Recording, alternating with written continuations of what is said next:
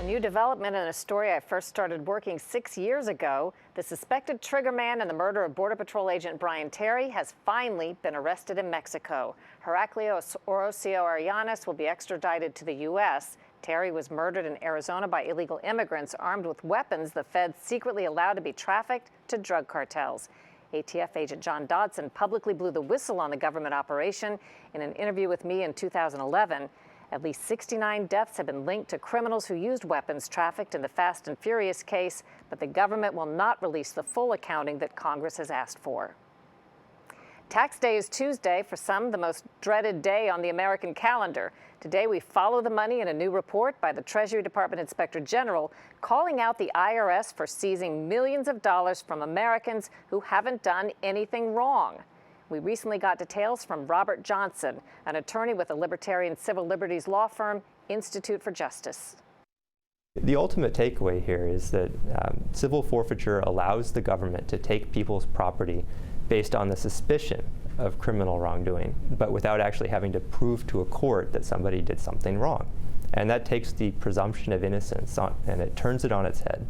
A federal law meant to help prevent money laundering and crime forces banks to report anyone making cash deposits greater than $10,000. And it's a crime for citizens to break down those deposits into smaller amounts simply to avoid the reporting requirements. But the Institute for Justice's Robert Johnson says the IRS is also seizing perfectly legal cash.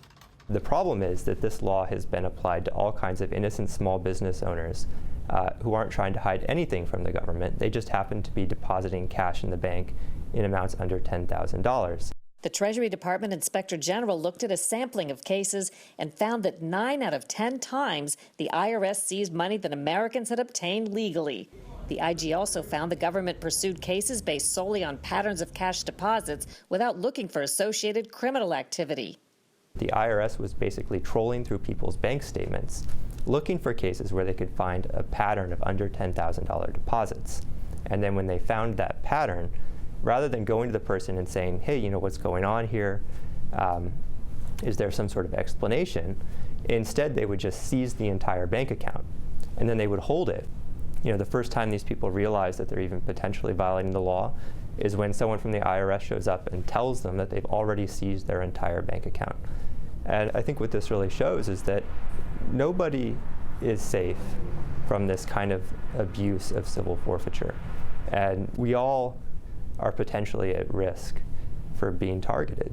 The IRS has agreed to make a number of changes recommended by the Inspector General, including seizing people's cash only when there's evidence of criminal activity. In America, people are supposed to be presumed innocent, but under civil forfeiture, you're presumed guilty, and then you have to prove your own innocence in order to get your property back. And that's wrong, it's un-American, it's unconstitutional, and it has to end.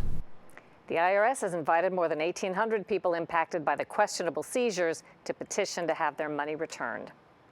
Next on Full Measure, it's the city of romance with a few new concerns. Scott Thuman is back to talk with some Americans in Paris about traveling abroad.